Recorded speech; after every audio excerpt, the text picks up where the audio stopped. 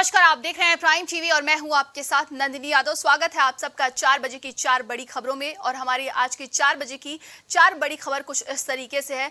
बता दें कि आज नई संसद भवन का उद्घाटन किया गया था 28 मई को और 2023 में आज नए संसद भवन में कार्यवाही की गई है, जहां पर बताया जा रहा है कि नए संसद भवन का श्री गणेश हो चुका है। और वहीं दूसरी खबर आपको बता दें कि महिला आरक्षण बिल, जहां पर 27 सालों से महिला आरक्षण बिल पेंडिंग चल रहा था, वहीं कल केंद्र की कैबिनेट बैठक होती है जिसमें महिला आरक्षण बिल को मंजूरी मिल गई है। वहीं अब तीसरी खबर आपको बता दें कि बीजेपी आरएसएस का मंथन जारी रहेगा 2024 लोकसभा चुनाव को लेकर। बताया जा रहा है कि 3 दिवसीय दौरे पर रहेंगे आरएसएस के प्रमुख मोहन भागवत। और अब चौथी खबर आपको लखनऊ से बताएंगे, जहां पर बताया जा रहा है कि सेक्स रैकेट का पुलिस ने भांडाफोड़ किया है और इसमें कई युवक और युवतियों को गिरफ्तार भी कर लिया गया।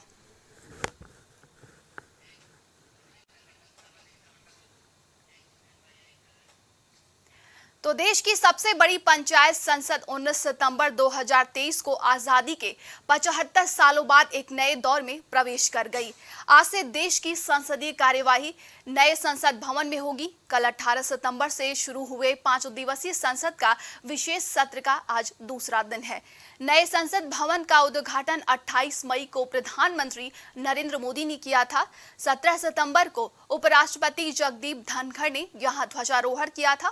प्रधानमंत्री नरेंद्र मोदी संविधान की एक प्रति लेकर पैदल पुराने संसद भवन से नए संसद भवन तक गए। उनके पीछे लोकसभा और राज्यसभा के सभी सांसद दिखाई दिए थे। तो बता दें कि आज नए संसद भवन में कार्यवाही की गई है, जिसमें नए भारत की नींव रखी गई है। नए भवन के साथ प्रधानमंत्री नरेंद्र मोदी ने तमाम बड़ी बातें भी कही। और इसी के साथ बता दें कि नए संसद भवन में आज कार्यवाही शुरू की गई है। 28 मई 2023 को नए संसद भवन का उद्घाटन किया गया था। वहीं 18 सितंबर 2023 को पुराने संसद भवन में कल आखिरी कार्यवाही चल रही थी और अब नए संसद भवन में नई कार्यवाही शुरू कर दी गई है, जो कि आज से।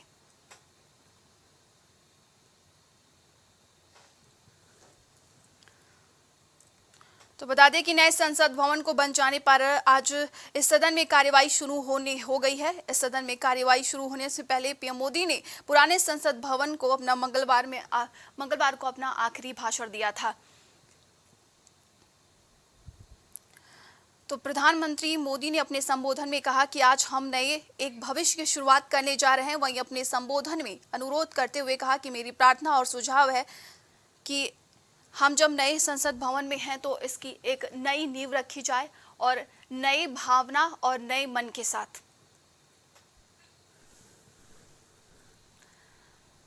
तो 28 मई 2023 को नए संसद भवन का उद्घाटन किया गया था। वहीं अब बता दें कि अब जिस तरीके से पुराने संसद भवन में कार्यवाही शुरू होती थी, अब नए संसद भवन में आज से कार्यवाही शुरू हो गई है। और सबसे बड़ी बात कि नए संसद भवन में एक इतिहास रचा गया है, वो है महिला आरक्षण बिल को लेकर कैबिनेट की तरफ से मंजूरी मिल गई है और कल इस बिल पर चर्चा की जाएगी। तो नए संसद भवन में महिला आरक्षण बिल को लेकर चर्चा की जाएगी कल, और आज से कार्यवाही शुरू कर दी गई है।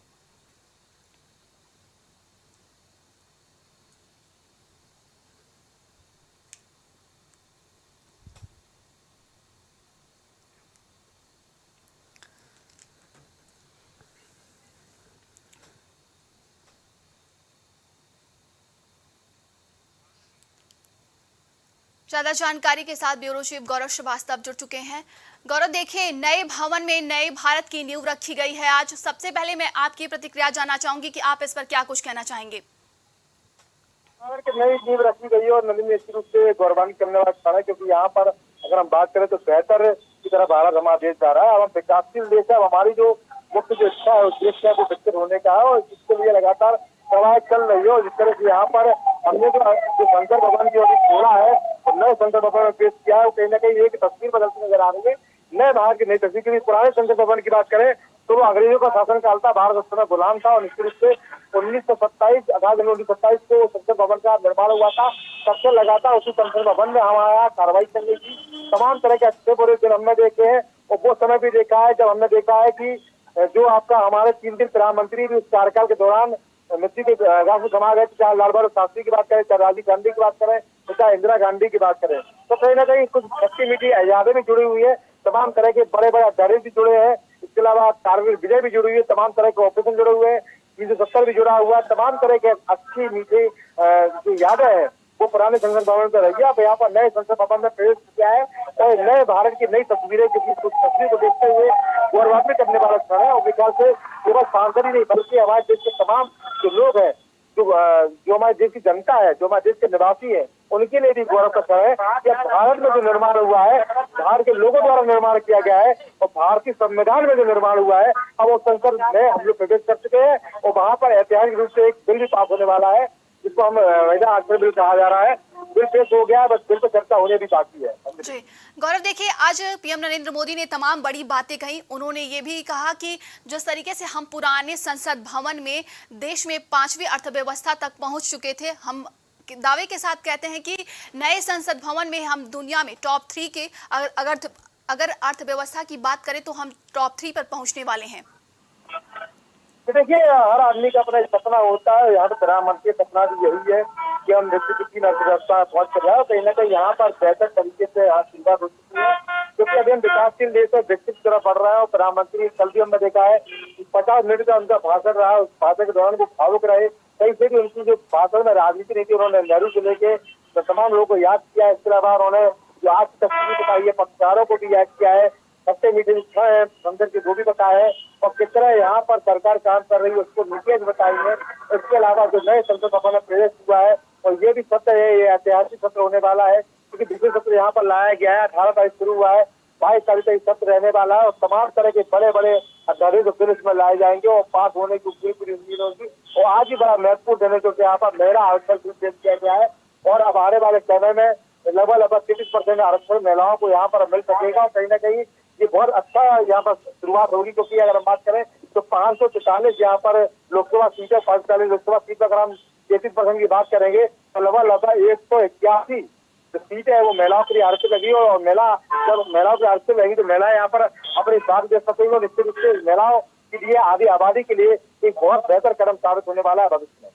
जी देखिए, भारत के इतिहास में एक नया अध्याय जुड़ चुका है। वहीं पर कहा जा रहा है कि जिस श्रमिकों ने इस भवन का निर्माण किया है, पीएम नरेंद्र मोदी उन सारे श्रमिकों को सम्मानित करेंगे। बताया जा रहा है कि जिस तरीके से भवन के जो निर्माण किया गया है नए संसद भवन में, हाईटेक तरीके से, नए टेक्नोलॉजी के साथ, तो जितने भी श्रमिक हैं उन सभी को पीएम नरेंद्र मोदी सम्मानित करेंगे।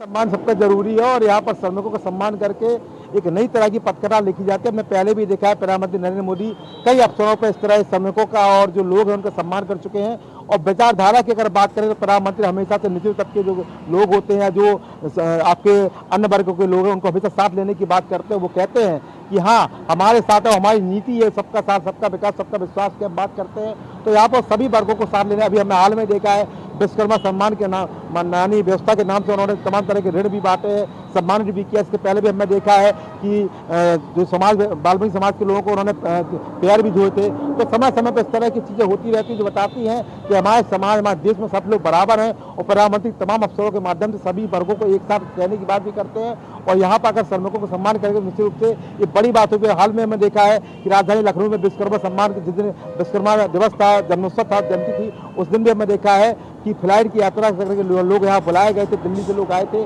और उनका यहाँ पर बाकायदा स्वागत भी हुआ था। उसके स्वागत के बाद उनको अयोध्या भी ले जाया गया कि वहाँ पर दर्शन कर सके। तो कहीं ना कहीं यहाँ पर सभी वर्गों को आगे बढ़ाने की बात कर रही है और जो श्रमिक वर्ग है उसको भी विकास की मुख्य धारा में लाने की प्रयास लगातार चल रहा है। और सबका सम्मान भी यहाँ जरूरी है और सबका साथ देना भी यहाँ जरूरी है मुस्कान और नंदिनी। और लगातार इसको लेकर चर्चा भी चलती रहती है। और फिलहाल यहाँ पर नए संसद भवन के जो प्रवेश हुआ है वो भी ऐतिहासिक क्षण है। इस क्षण के माध्यम से भी लोग गौरवान्वित भी हो रहे हैं और आने वाले समय में नए भारत की नई तस्वीर हमको देखने को मिलेगी। और देखिए, विशेष सत्र बुलाया गया है, क्या लगता है और भी आगे और कौन कौन से ऐतिहासिक फैसले हो सकते हैं इस नए संसद भवन में? देखिए, यहाँ पर तमाम तरह की बातें हैं और यहाँ पर फिलहाल महिला आरक्षण बिल की यहाँ पर बात हो रही है और पेश हो गया, हालांकि अभी पास होना बाकी है। पर इसके अलावा अगर हम बात करें तो अधिवक्ता प्रोटेक्शन एक्ट की बात यहाँ हो सकती है। इसके अलावा जम्मू और कश्मीर में रिजर्वेशन की बात भी यहाँ हो सकती है। इसके अलावा ये भी चर्चा की जाती है कि शायद वन नेशन वन इलेक्शन की बात, एक देश एक चुनाव की बात भी यहाँ हो सकती है। इसके अलावा समान नागरिक संहिता पर भी यहाँ बात हो सकती है। 5 दिन का सत्र यहाँ पर है और काफ़ी यहाँ पर लंबी चर्चा हो सकती है और निश्चित रूप से यहाँ पर कुछ महत्वपूर्ण बिल भी सामने आ सकते हैं। जो मैं कुल बिलों का आपने जिक्र किया, चाहे वो जो आपका जम्मू कश्मीर का आरक्षण की बात हो और चाहे अधिवक्ता यहाँ पर सम्मान की अमेंडमेंट कोड एक्ट की बात हो, तो तमाम तरह के एक्ट यहाँ पर लाए जा सकते हो और एक्ट के माध्यम से कुल मिला के जो सरकार की नीति है वो अलग व्यवस्था लाने की है। और फिलहाल यहाँ महिला आरक्षण जो बिल पेश हुआ है वहाँ पर उम्मीद है कि सभी जो पार्टी है वो यहाँ पर समर्थन करेंगे, क्योंकि तमाम पार्टियों ने पर समर्थन दिया, चाहे बहुजन समाज पार्टी की बात करें, बसपा शत्रु में वार्ता के माध्यम से महिला आरक्षण बिल को यहाँ पर समर्थन की बात कही है। तो पर जो अन्य बिल है उन पर कितना समर्थन मिलता है ये भी महत्वपूर्ण बात होगी। तमाम जानकारी के लिए बहुत बहुत धन्यवाद आपका। तो बता दें कि आज नए भारत के लिए एक ऐतिहासिक पल था। बताया जा रहा है कि विशेष सत्र बुलाया गया और नए भवन में यानी कि नए संसद भवन में आज कार्यवाही की शुरुआत की गई है।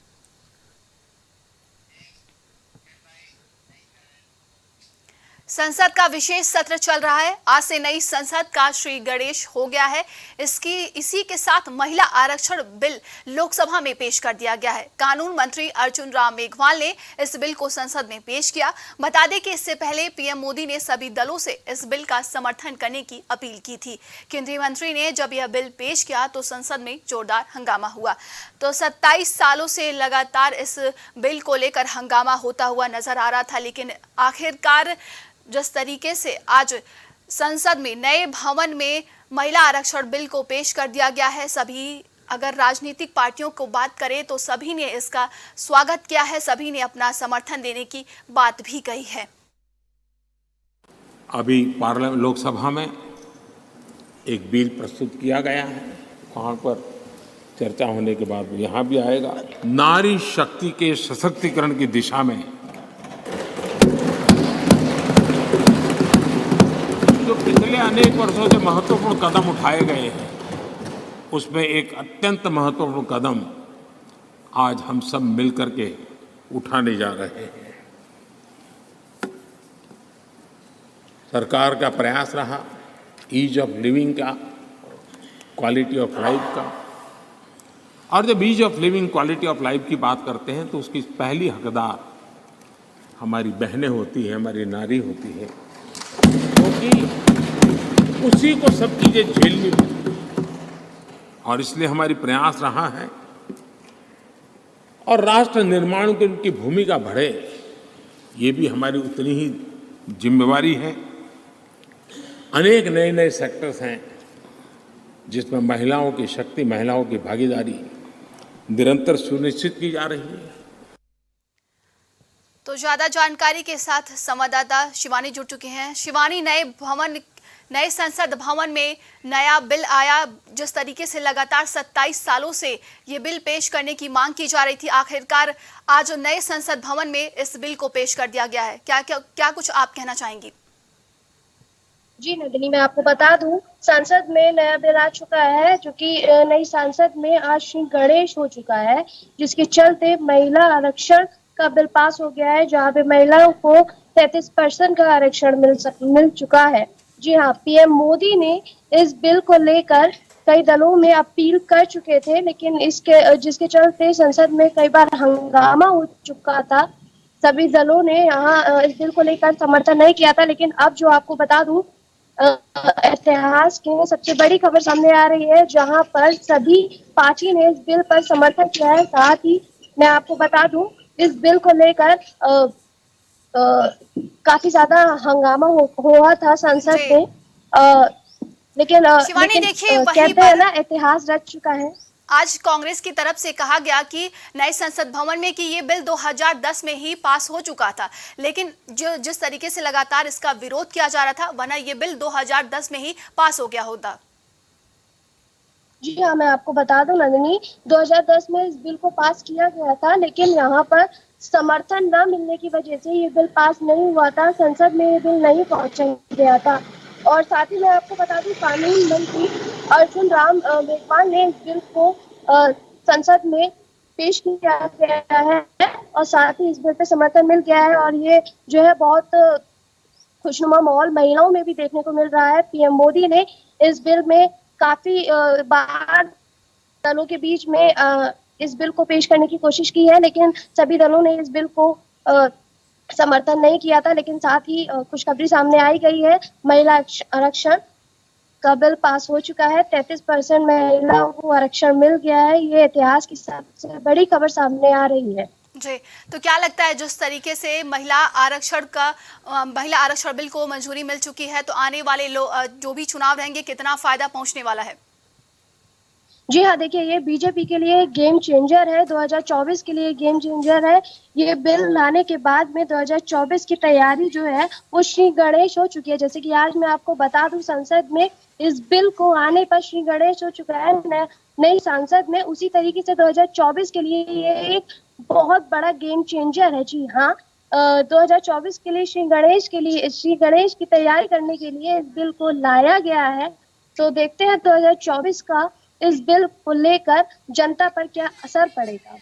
तमाम जानकारी के लिए बहुत बहुत धन्यवाद आपका शिवानी। तो महिला आरक्षण बिल को मंजूरी मिल गई है। सभी राजनीतिक पार्टियों ने इसका स्वागत किया है और अपना समर्थन देने की बात भी कही है और बताया जा रहा है कि नारी शक्ति बंधन के नाम से इस बिल को जाना जाएगा।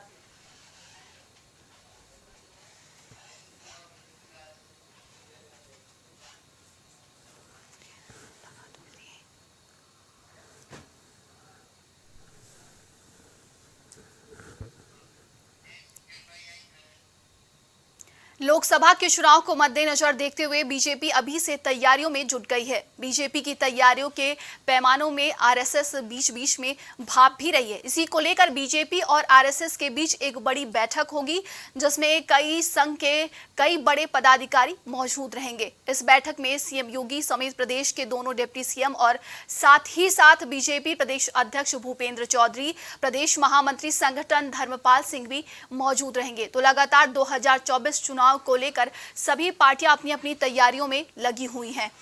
ज्यादा जानकारी के साथ संवाददाता विभांशु जुड़ चुके हैं। विभांशु, बताया जा रहा है कि आरएसएस प्रमुख मोहन भागवत 3 दिवसीय लखनऊ दौरे पर रहेंगे और इसी के बीच बीजेपी और आरएसएस में एक बड़ी बैठक होगी, जिसमें 2024 चुनाव को लेकर एक नई रणनीति तैयार की जाएगी। जी बिल्कुल, आपको बता दें कि आने वाले 22 से लेकर 24 सितंबर तक आरएसएस के संघ के प्रमुख मोहन भागवत राजधानी लखनऊ समेत उत्तर प्रदेश के दौरे पर रहेंगे। उससे ठीक पहले अगर बात की जाए तो 2024 के लोकसभा चुनाव को लेकर आज भारतीय जनता पार्टी और संघ की एक संयुक्त रूप से बैठक चल रही है राजधानी लखनऊ स्थित निराला नगर में। और बात की जाए तो इस बैठक के माध्यम से संघ और भारतीय जनता पार्टी आगामी लोकसभा चुनाव में कैसे एक साथ मिलकर फिर से सत्ता में हैट्रिक लगाएगी, इस विषय पे चर्चा हो रही है। अगर बात की जाए तो संघ के सह संचालक अरुण कुमार इस बैठक में मौजूद है। साथ ही भारतीय जनता पार्टी के प्रदेश अध्यक्ष भूपेंद्र सिंह चौधरी, प्रदेश संगठन मंत्री धर्मपाल सिंह, दोनों डिप्टी सीएम ब्रजेश पाठक और केशव प्रसाद मौर्य समेत तमाम भारतीय जनता पार्टी के कार्यकर्ता नेता मौजूद हैं। इसमें उद्देश्य इस बैठक का ये है नंदनी की 2024 में कैसे सत्ता में वापसी किया जाए और सत्ता में हैट्रिक लगाया जाए। अब देखने वाली बात ये होगी कि आने वाले चुनाव में भारतीय जनता पार्टी और संघ के जो दायित्व कहीं ना कहीं आज तय किए जा रहे हैं, उसकी एक समीक्षा बैठक संघ के संचालक मोहन भागवत आने वाले दिनों में 22 सितंबर विभांशु, देखिए जैसे जैसे ही 2024 का चुनाव नजदीक आ रहा है, वैसे वैसे पार्टियां अब दलितों की तरफ बढ़ती हुई नजर आई। चाहे समाजवादी पार्टी की बात करें, वो MY फैक्टर को छोड़कर समाजवादी पार्टी PTA फैक्टर बनाती है। अब इसी के साथ कहा जा रहा है कि अब जो RSS प्रमुख है मोहन भागवत भी दलितों के बीच में अपनी एक पैठ बनाने के लिए 3 दिवसीय दौरे पर रहेंगे, लखनऊ जो आ रहे हैं। तो यानी कि जैसे जैसे चुनाव नजदीक आ रहा है, दलितों की तरफ लोग बढ़ते ही जा रहे हैं, राजनीतिक पार्टियां। जी बिल्कुल, आपको बता दें कि घोसी उपचुनाव के बाद साथ ही साथ मैनपुरी उपचुनाव के बाद समाजवादी पार्टी जिस तरह से भारतीय जनता पार्टी को चुनौती देते हुए नजर आ रही है, उसका नतीजा कहीं ना कहीं भारतीय जनता पार्टी के कार्यक्रमों में देखने को मिल रहा है। आपने देखा कि घोसी के उपचुनाव के बाद से कहीं ना कहीं देश के प्रधानमंत्री का 17 सितंबर को जन्मदिन था। उस दिन अगर बात की जाए तो ओबीसी मोर्चे की तरफ से प्रदेश के 75 जिलों में बाइक रैली निकाली गई। साथ ही साथ अगर बात की जाए तो सेवा दिवस के रूप में कहीं ना कहीं बीजेपी के तमाम कार्यकर्ता देश भर में इसको एक त्योहार के रूप में मनाते हुए नजर आई। इससे साफ है कि भारतीय जनता पार्टी ओबीसी और एसटी वोट को साधने के लिए हर एक मुमकिन प्रयास कर रही है। आने वाले दिनों में 22, 23 और 24 सितंबर को संघ प्रमुख मोहन भागवत राजधानी लखनऊ समेत उत्तर प्रदेश के अलग अलग कोने जाएंगे और तमाम चुनाव को लेकर, साथ ही साथ संघ के अपने जो तमाम कार्यकर्ता है, संघ संचालक है, तमाम जो प्रदेश के अंदर में संघ के अंदर में पद हैं, उनके जिम्मेदारियों को तय करते हुए एक बैठक करते हुए भी नजर आएंगे। जी विभांशु, क्या लगता है जिस तरीके से 2024 लोकसभा चुनाव को लेकर तमाम तरह के कार्यक्रम किए जा रहे हैं भारतीय जनता पार्टी के तरफ से, तो दलितों को लुभाने के लिए क्या कुछ और कार्यक्रम किए जा सकते हैं क्या? जी निश्चित तौर से अभी अगर बात की जाए तो भारतीय जनता पार्टी की तरफ से एक महाजनसंपर्क अभियान चलाया गया। उसके ठीक बाद मेरा माटी मेरा देश अभियान चलाया गया। आने वाले दिनों में भारतीय जनता पार्टी ऐसे तमाम कहीं ना कहीं अभियानों को ले आएगी जिससे SC, ST और साथ ही साथ OBC वर्ग को साफ तौर से साथ सके। साथ ही अगर बात की जाए तो संगठन के अंदर में तमाम पदाधिकारियों को भी जिम्मेदारियों को तय करेगी जिससे चुनाव में किसी तरह की चूक ना हो और सत्ता में तीसरी बार हैट्रिक लगा। जी तमाम जानकारी के लिए बहुत बहुत धन्यवाद आपका विभांशु। तो बता दें कि 2024 चुनाव को लेकर अब नई रणनीति बनाई जा रही है भारतीय जनता पार्टी की तरफ से। नए तमाम तैयारियां भी की जा रही हैं। कहा जा रहा है कि RSS प्रमुख मोहन भागवत और BJP के बीच में एक बड़ी बैठक होगी और जमीनी स्तर पर अब तैयारियों की बात कही जा रही है। दलितों के बीच में जाकर दलितों को लुभाने की कोशिश की जाएगी। तो 2024 चुनाव को लेकर अब भारतीय जनता पार्टी नई रणनीति बनाने जा रही है। 3 दिवसीय दौरे पर रहेंगे RSS प्रमुख मोहन भागवत और इसी के बीच तमाम जो बड़े पदाधिकारी हैं, जो बड़े कार्यकर्ता हैं, वो भी मौजूद रहेंगे इस मीटिंग में। और कहा जा रहा है कि दलितों को अपनी तरफ खींचने के लिए भारतीय जनता पार्टी अब अपनी तैयारियां कर रही है। उत्तर प्रदेश की राजधानी लखनऊ के पौष इलाके में मंगलवार को बड़ा सेक्स रैकेट पकड़ा गया है। आपको बता दें कि लखनऊ के प्रसिद्ध मेदांता अस्पताल के पास अलकनंदा एनक्लेव में विदेशी महिलाओं का सेक्स रैकेट चल रहा था। वहीं पड़ोसियों की सूचना पर पुलिस ने छापा मारने पहुंची तो वहां एक फ्लैट में कई विदेशी महिलाएं और पुरुष पाए गए हैं। जानकारी के मुताबिक यहां पड़ोसी काफी दिनों से ऐसी गतिविधियों को देख रहे थे और इसको लेकर उनमें काफी चर्चा भी थी। पुख्ता जानकारी के बाद पुलिस को इसकी सूचना दी गई और इन युवक युवतियों को पकड़ा गया है। तो बता दें कि ये खबर राजधानी लखनऊ से है जहां पर बड़े सेक्स रैकेट का भांडाफोड़ किया गया है। पुलिस ने कई युवक और युवतियों को गिरफ्तार किया है। तो मेदांता अस्पताल के पास की ये घटना बताई जा रही है। अलकनंदा अपार्टमेंट में बताया जा रहा था कि सेक्स रैकेट चल रहा था। फ्लैट में थाईलैंड की कई लड़कियां मिली हैं। बताया जा रहा है कि पुलिस ने सभी को गिरफ्तार कर लिया है। आसपास के जो पड़ोसी थे उन्होंने इस बात पर नजर रखी। कई गतिविधियां ऐसी थी जो उनको अच्छी नहीं लग रही थी। इसके बाद उन्होंने पुलिस को सूचना दी। पुलिस ने सभी को गिरफ्तार कर लिया है। ज्यादा जानकारी के साथ संवाददाता कलीम जुड़ चुके हैं। कलीम, बताया जा रहा है कि अस्पताल के पास, जो मेदांता अस्पताल के पास बगल में सेक्स रैकेट चल रहा था जिसका पुलिस ने भांडाफोड़ कर दिया है और कई युवक और युवतियों को पुलिस ने गिरफ्तार भी कर लिया है। देखिए नंदनी जी, जिस तरीके से बात की जाए सुशांत गोल्ड सिटी थाना क्षेत्र स्थित जो मेदांता हॉस्पिटल है, मेदांता हॉस्पिटल के पास एक अलकनंदा एनक्लेव अपार्टमेंट पड़ता है। उस अपार्टमेंट के एक फ्लैट में विदेशी लड़कियों के साथ सेक्स रैकेट का काम चल रहा था। क्योंकि इस मामले की जानकारी जिस तरीके से जो उस फ्लैट में रह रहे लोग थे, उन लोगों ने आज सुबह पुलिस को इस मामले की सूचना दी थी। तो इस सूचना पर जब भारी संख्या में मौके पर पुलिस पहुंची थी तो पुलिस ने मौके से 5 लड़कियों को हिरासत में लिया गया था, जो लड़कियां थाईलैंड की बताई जा रही हैं। इस दौरान वहां से कुछ युवक भी पकड़े गए थे जो आपत्तिजनक सामग्री उनके पास से मिली थी। फिलहाल पुलिस ने सभी को हिरासत में लिया। हिरासत में लेने के बाद थाने ले गई और थाने पे सभी से पूछताछ चल रही है। पूछताछ में जिस तरीके से सामने आया है कि जो लड़कियां हैं वो थाईलैंड की हैं और वो लखनऊ के गोमती नगर इलाके में एक स्पा पार्लर है, वहां पर लगातार ये लोग काम कर रही थी और वहां से स्पा पार्लर से हटाए जाने के बाद इन लोगों को यहाँ पर किराए का मकान लिया गया और वहां पर रखा गया था। और यहाँ पर जिसने किराए पर मकान लिया था उसको भी पुलिस ने हिरासत में ले लिया है। और हिरासत में लेने के बाद अब इस मामले में जो तफ्तीश चल रही है उस तफ्तीश में लखनऊ पुलिस जिस तरीके से है, उसके जो सुशांत गोल्ड सिटी पुलिस है, इसके साथ साथ जो LIU है, LIU के साथ जो अधिकारी हैं, सभी की टीमें अलग अलग बनी है। वो इस पूरे मामले की तफ्तीश कर रही है। क्योंकि जिस तरीके से जो विदेशी महिलाएं इसमें दिखी हैं, विदेशी युवतियां जो है जो थाईलैंड से लगातार यहाँ पर काफी समय से रह रही थी, उनका एक बड़ा नेटवर्क जो बताया जा रहा है कि आखिर ये पूरा रैकेट कौन चला रहा था, क्या ऑन कॉलिंग के जरिए था या फिर वहां पर लगातार जो कस्टमर पहुंच रहे थे उसको लेकर मामले को लेकर प्रशासन की तरफ से अभी क्या कुछ कहा गया है और क्या लगता है कि लखनऊ में और कई जगहों पर छापेमारी चल सकती है क्या? देखिए, जाहिर सी बात है नंदनी जी, जिस तरीके से जो अधिकारियों की बात की जाए, जो डीसीपी साउथ है उनके द्वारा जिस तरीके से बयान दिया गया है कि इस मामले में कई टीमें गठन की गई हो, वो इस मामले में पूरी तफ्तीश कर रही है कि आखिर ये जो लड़कियां थी जो विदेशी थाईलैंड से आई हुई थी, ये आखिर यहाँ पर इन लोगों को लेकर कौन आया था और जो पूरा सेक्स रैकेट जो चला रहा था, आखिर ये बड़े स्तर पर जो रैकेट था, ये इसको संचालित कौन कर रहा था, किसके संपर्क में ये लोग थी, और आखिर जो स्पा पार्लर था उस स्पा पार्लर से इसका क्या कुछ कनेक्शन रहा है, उन सभी पहलुओं को खंगालने के लिए एक अधिकारी लेवल की टीम है, दूसरी टीम थाने स्तर की है, तीसरी टीम जो एलआईयू है उस स्तर की बनाई गई है, क्योंकि तीनों टीम अलग अलग पहलुओं पर तफ्तीश कर रही है और इसके साथ ये देख रही है कि आखिर जो फ्लैट का मालिक है उसने जिस तरीके से रेंट पर दिया था, रेंट पर देने के दौरान क्या पुलिस को इस मामले की जानकारी दी थी कि यहाँ पर जो विदेशी महिलाएं हैं वो यहाँ पर रह रही हैं। तो इन सभी पहलुओं पर तफ्तीश की जा रही है। इसके साथ ही जो अधिकारियों का साफ तौर से कहना है कि अगर इस मामले में जो मकान मालिक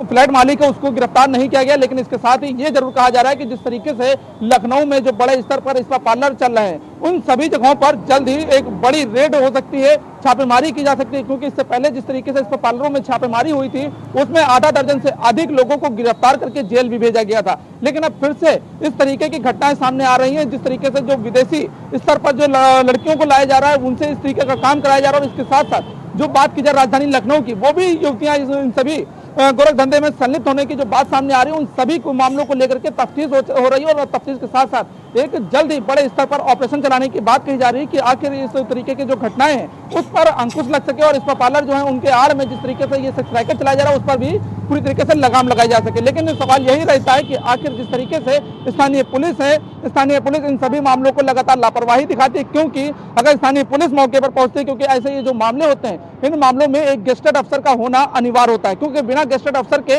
इन तरीके की छापेमारी पे पुलिस जो कर्मचारी हैं वो नहीं पहुंचते हैं, क्योंकि अगर पुलिस कर्मचारी जो पहुंचते हैं वो बिना गेस्टेड अधिकारी के किसी तरह की कोई गिरफ्तारी नहीं कर सकते। तो जाहिर सी बात है जो टीम बनेगी उस टीम में एक गेस्टेड अफसर रहेगा, उस गेस्टेड अफसर की निगरानी में ये पूरी तरीके से छापेमारी होगी, और देखना ये होगा कि आखिर ये छापेमारी कब तक होती है और छापेमारी में क्या कुछ गिरफ्तारियां होती हैं, या फिर जो इस पार्लर के आड़ों में इस तरीके के जो काम हो रहे हैं उन पर कितना कुछ अंकुश लगेगा। नंदिनी जी देखिए कलीम, बताया जा रहा है कि पड़ोसियों ने पुलिस को जानकारी दी है, तो क्या कुछ पड़ोसियों का बयान सामने आया, किस तरीके की वो लगातार गतिविधियां देख रहे थे? देखिए नंदनी जी, जिस तरीके से अगर पड़ोसियों की बात की जाए, जो उस फ्लैट के जो सचिव हैं उनके द्वारा जो बयान जारी किया गया, बयान में साफ तौर से कहा गया कि जिस तरीके से यहाँ पर ये लोग रेंट पर रहने के लिए आए थे, रेंट पर रहने के दौरान जिस तरीके से वहाँ पर रोजाना लोगों के बदल के आने की जो गतिविधियां थी, आज सुबह की जो तस्वीर सामने आई, क्योंकि एक दरवाजा खुला रह गया था, उस दरवाजे को जब खोल करके देखा गया तो अंदर कई युवक युवतियां थे जो आपत्तिजनक स्थिति में भी थे। तभी इस मामले को लेकर के सभी ने उस फ्लैट को घेर लिया, किसी को बाहर नहीं जाने दिया, तब पुलिस को इस मामले की सूचना दी थी, क्योंकि जो संदिग्ध गतिविधियां थी, क्योंकि जिस तरीके से आपत्तिजनक सामग्रियां उनके पास से मिली थी, वहां पर जो लोग रहते थे, जाहिर सी बात है वहां पर फ्लैट पे कई लड़कियां भी रहती थी, तो उन सभी पहलुओं को लेते हुए जिस तरीके से सचिव के द्वारा बयान आया है, उनके द्वारा साफ तौर से कहा गया है कि इस तरीके के जो काम चल रहे थे उन्हें इस मामले की किसी तरह की जानकारी नहीं थी, और इन सभी मामलों को लेकर के अभी तक पुलिस को भी किसी तरह की कोई तहरीर नहीं दी गई है। पुलिस साफ कह रही है कि अगर इस मामले में किसी तरह की कोई तहरीर प्राप्त होती है तो जाहिर सी बात है इस मामले में पुलिस भी अपनी कार्रवाई करते हुए जो मकान मालिक है उसको भी जल्द गिरफ्तार करेगी। तमाम जानकारी के लिए बहुत बहुत धन्यवाद आपका। तो बता दें कि अलकनंदा अपार्टमेंट में सेक्स रैकेट चल रहा था, जहां पर पुलिस ने छापेमारी की है। बताया जा रहा है कि फ्लैट में थाईलैंड की लड़कियों को गिरफ्तार किया गया है। आज के लिए 4 बजे की 4 बड़ी खबरों में बस इतना ही। देश और दुनिया की तमाम खबरों के लिए देखते रहिए प्राइम टीवी। कुछ भाव पुष्प। आप देख रहे हैं